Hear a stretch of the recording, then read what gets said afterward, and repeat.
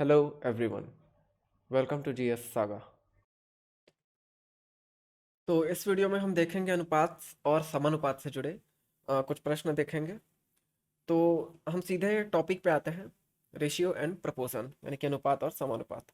ठीक है, तो इसके हम सीधे क्वेश्चन में आते हैं और हमारा क्वेश्चन दिया हुआ है यहाँ पर 3:5, 21 अनुपात, यहाँ पे क्वेश्चन मार्क दे दिया है। तो अब इसको हम किस तरीके से बनाएंगे? 3:5 मतलब दिया है, इसे हम 3/5 लिख लेते हैं सीधे सीधे। इसका मतलब होता है इज इक्वल्स टू 21, और क्वेश्चन मार्क जो यहाँ पे दिया है उसको हम लोग मान लेंगे x। तो ये हो गया हमारा x, इस x की ही वैल्यू हमको निकालनी है। तो यहाँ पे इसका कैलकुलेट कर लेते हैं। तो ये हो जाएगा हमारा 3x इज इक्वल्स टू 21 × 5। तो x is equals to 21 × 5 divided by 3। इसको सॉल्व कर लेते हैं।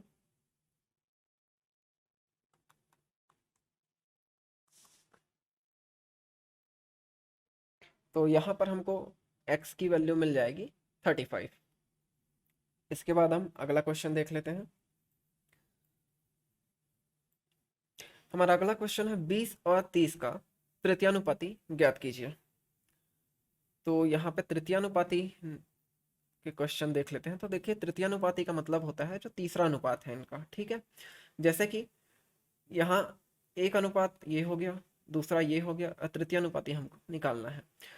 तो क्वेश्चन मान लेते हैं कि a अनुपात b अनुपात c दिया हुआ है, जिसमें a की वैल्यू दी हुई है 20, b की वैल्यू 30 और c की वैल्यू हमको निकालनी है जो कि तृतीय अनुपात है।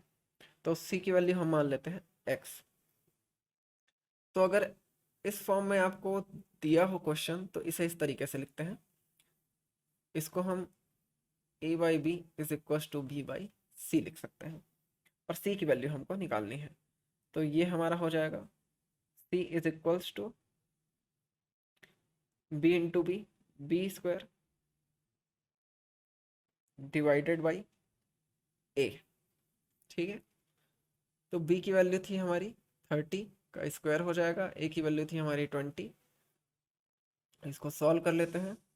तो ये हो जाएगा 900, 30 का स्क्वायर डिवाइडेड बाई 20। तो इसका सही वैल्यू या आंसर आपका हो जाएगा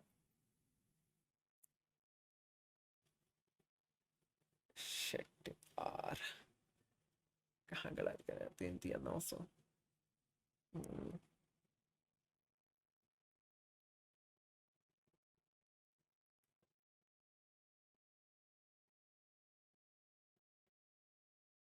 ये आपकी वैल्यू हो जाएगी 45, जो कि आपका आंसर है। उसके बाद हम नेक्स्ट क्वेश्चन देख लेते हैं। तो हमारा अगला क्वेश्चन है, यदि A B B C X C square एक जैसे अनुपात में है, ठीक है, तो और उनमें कोई भी शून्य नहीं है, तो एक्स की वैल्यू निकालनी है। तो एक जैसे अनुपात कहने का मतलब ये इस तरीके से है, ए बी, ये हमारा ए बी अनुपात बी सी एक्स अनुपात सी स्क्वायर, इस तरीके एक जैसे अनुपात का मतलब ये हमारा हो गया। एक्स की वैल्यू हमको निकालनी है जो कि हमको पता नहीं है। तो सीधे सीधे सॉल्व कर लेते हैं। A B B C is equal to X upon C square. तो यहाँ से x की वैल्यू निकालनी है। तो ये हमारा हो जाएगा x इज इक्वल्स टू, यहाँ से आप b और b सीधे कैंसिल कर लीजिए, a upon C into C square. तो यहाँ से एक c और ये एक c कैंसिल हो गया, तो ये हमको x की वैल्यू AC मिल जाएगी। तो देखिए, ये सब बेसिक क्वेश्चंस हैं, आप पूरा वीडियो ध्यान से देखिएगा। अगर ये क्वेश्चन आपसे बन जाते हैं तो बेसिक क्वेश्चन अगर आपसे बन जाते हैं तो आपसे और भी टफ क्वेश्चन आप बना सकते हैं अगर एग्जाम में आपके पूछे जाते हैं, क्योंकि सब बेसिक अगर क्लियर होता है तो इसी से सारे क्वेश्चंस आपके सॉल्व हो सकते हैं। तो अगला क्वेश्चन हम हमारा देख लेते हैं। ये क्वेश्चन SSC 10+2 2012 में आ चुका है, ये ध्यान रखिएगा, इंपॉर्टेंट क्वेश्चन है। इस तरीके के क्वेश्चन और भी पूछे जा सकते हैं। हमारा अगला क्वेश्चन है, यदि 3x माइनस वाई अनुपात में दिया हुआ है x plus 5y is equals to 5:7, तो x plus Y to x minus Y की वैल्यू क्या होगी ये बोल रहा है। ठीक है, तो सबसे पहले जो हमको दिया हुआ है, ये क्वेश्चन भी इंपॉर्टेंट है, एसएससी 2012 में ये भी पूछा जा चुका है। तो सबसे पहले इसको कैलकुलेट कर लेते हैं।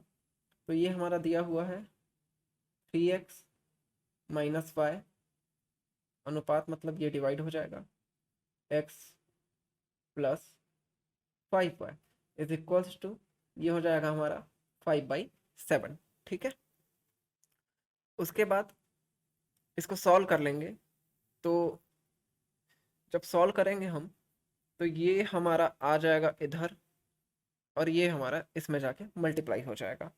तो मल्टीप्लाई हम डायरेक्टली कर लेते हैं, ज़्यादा हम एक एक स्टेप नहीं करेंगे, इतना तो आपको समझ में आ ही जाएगा। तो डायरेक्टली हम मल्टीप्लाई करते हैं, तो ये हो जाएगा हमारा 21x minus 7y is equals to 5x plus 25y। इसको सॉल्व करेंगे तो ये हो जाएगा 21x minus 5x is equals to 25y plus 7y। ठीक है, तो ये हमारा आ गया इतना। इसके बाद इसको आगे सॉल्व करते हैं, तो ये हो जाएगा 16x is equal to 32y। तो यहाँ से हमें x अपॉन वाई की वैल्यू निकालनी है। तो ये x upon Y is equal to हो जाएगा हमारा 32/16, मतलब 2/1। अगर इसको सॉल्व करेंगे तो x अनुपात y की वैल्यू 2:1 हमको मिल गई। अब देखिए, ये तो हमने इतना बना लिया। उसके बाद ये हमको जो वैल्यू मिली है उसको इसमें हमें रख देना है। ठीक है, तो देखिए यहाँ पे दिया है x प्लस वाई और ये x माइनस वाई लिख लेते हैं। तो यहाँ पर अगर वैल्यू रखेंगे तो x की वैल्यू है 2, ठीक है, y की वैल्यू है 1 और यहाँ पे 2 माइनस 1, तो ये हमारा हो जाएगा 3:1। ये हमारा आंसर हो जाएगा इसका। उसके बाद हम अगला क्वेश्चन देख लेते हैं। तो हमारा अगला क्वेश्चन है, दो संख्याओं में 3:2 का अनुपात है जबकि उनका योग 150 है, छोटी संख्या ज्ञात कीजिए। तो 3:2 का अनुपात है दो संख्याओं में। ठीक है, तो पहले तो ये जो अनुपात दिया है, अगर इस तरीके का आपका क्वेश्चन आए कि योग दिया हो या कोई राशि दी हुई हो, उसमें अनुपात के हिसाब से किसका कितना हिस्सा बनेगा या कि कौन सी छोटी संख्या होगी कौन सी बड़ी संख्या होगी, ये ज्ञात करना है। तो सीधे सीधे आप सबसे पहले ये जो अनुपात दिया होगा इसको आप ऐड कर लेंगे, तो ये ऐड होके हो जाएगा 5। अब टोटल योग आपको कितना दिया है, 150, 150 और ये जो 5, ये दोनों का योग होगा किसका, अनुपात का। तो अनुपात का योग आप नीचे लिखेंगे। अब छोटी संख्या ज्ञात कीजिए और बड़ी संख्या, या कई बार दे सकता है कि दोनों संख्याएं ज्ञात करनी है आपको। तो सबसे पहले 3 दिया हुआ है तो हम 3 निकाल लेते हैं। ठीक है, तो इसको सॉल्व करेंगे तो ये हमारा हो जाएगा ये। तो ये जो 3:2 का अनुपात है, तो जिसका 3 अनुपात है संख्या जो है वो संख्या हो जाएगी 90। अब 2 वाले का भी निकाल लेते हैं, तो ये हो जाएगी 60। ठीक है, तो कौन सी संख्या छोटी है, ये वाली संख्या, और ये वाली संख्या है हमारी बड़ी। ठीक है, तो छोटी संख्या हमारी हो जाएगी 60। इस तरीके से आप इसको निकाल सकते हैं। ये और बड़े स्तर पे भी ये क्वेश्चन देता है और कई क्वेश्चन को बनाने में भी ये यूज़ होता है। कई बड़े और कॉम्प्लिकेटेड क्वेश्चन होते हैं तो इसमें ये सब मिला के भी क्वेश्चन बना सकता है। तो आप इसको ध्यान से देखेंगे, आपको समझ में आ जाएगा। उसके बाद हमारा अगला क्वेश्चन है, देखिए x अनुपात y बराबर 2:3 दिया हुआ है और y अनुपात z बराबर 2:1 दिया हुआ है। तो हमको x अनुपात y अनुपात z का मान ज्ञात करना है।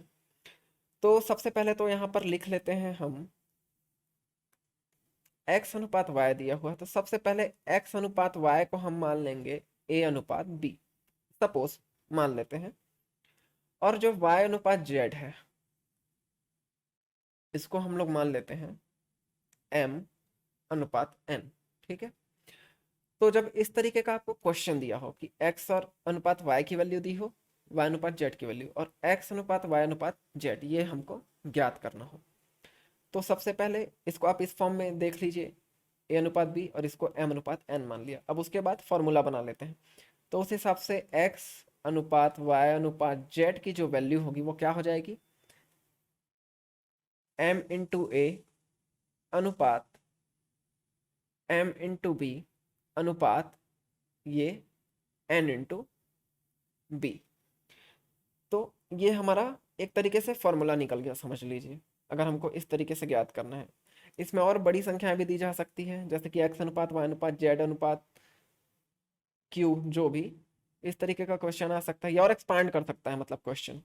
तो इसी तरीके से निकलता है, बस फॉर्मूला एक स्टेप बढ़ जाता है, पहले 3 का निकालेंगे फिर 4 का निकलता है, ऐसा होता है।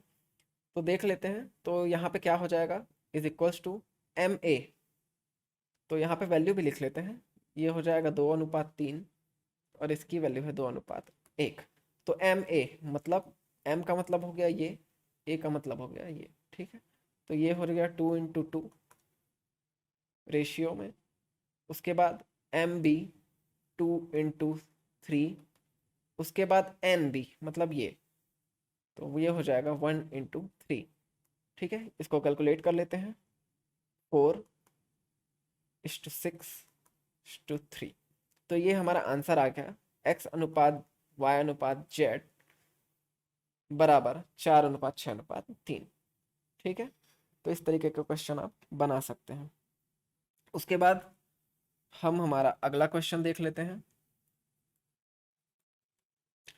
तो हमारा अगला क्वेश्चन है, एक थैली में ₹1.50 और 25 पैसे के सिक्कों की संख्या का अनुपात 1:4:4 है।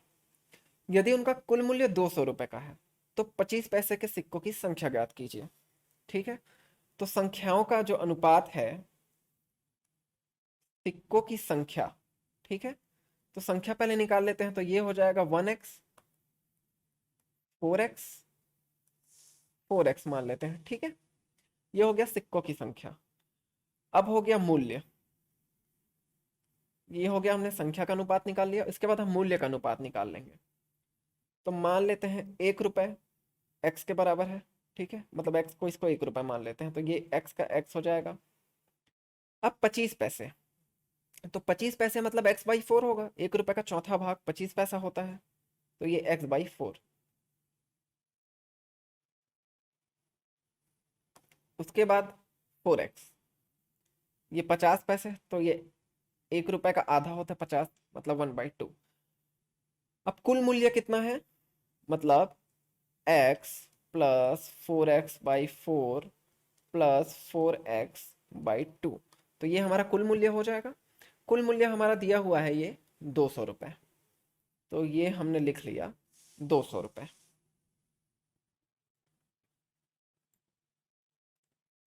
तो ये हमने ₹200 कुल मूल्य ले लिया। इसको आप सॉल्व करेंगे हम, तो ये 4 और 4 कैंसिल हो जाएगा, 2 एकम 2 दूने, तो ये हमको मिल जाएगा x plus 2x is equals to 200। इसको सॉल्व कर लेंगे, तो ये हो जाएगा हमारा 4x इज इक्वल्स टू 200, उसके बाद x इज इक्वल्स टू 200/4 मतलब 50। ठीक है, तो ये हमको मिल गया, x की वैल्यू 50, मतलब ₹1 के जो सिक्के हैं, ठीक है, तो वो हमारे हैं 50। तो अब हम संख्या ₹1 के सिक्के मतलब x मतलब 50 मिल गया हमको, तो अब 25 पैसे के सिक्के कितने होंगे, मतलब 4x। तो 25 पैसे के सिक्कों की संख्या 4x मतलब 4 × 50 इज इक्वल्स टू 200। तो कुल 200 सिक्के होंगे 25 पैसे के। तो आपको इतना ही आज के लिए। आपको जो भी डाउट होंगे या और भी कोई क्वेश्चन जो आपसे नहीं बनता है तो आप हमें कमेंट बॉक्स में बता सकते हैं, ठीक है, हम उसका सॉल्यूशन आपको बता देंगे जो भी होगा। तो आज के लिए थैंक यू। आप अपने सुझाव व सवाल हमें कमेंट बॉक्स में कमेंट कर सकते हैं। अगर आपको यह वीडियो पसंद आया तो इस वीडियो को लाइक करें, शेयर करें और हमारे चैनल को सब्सक्राइब करें।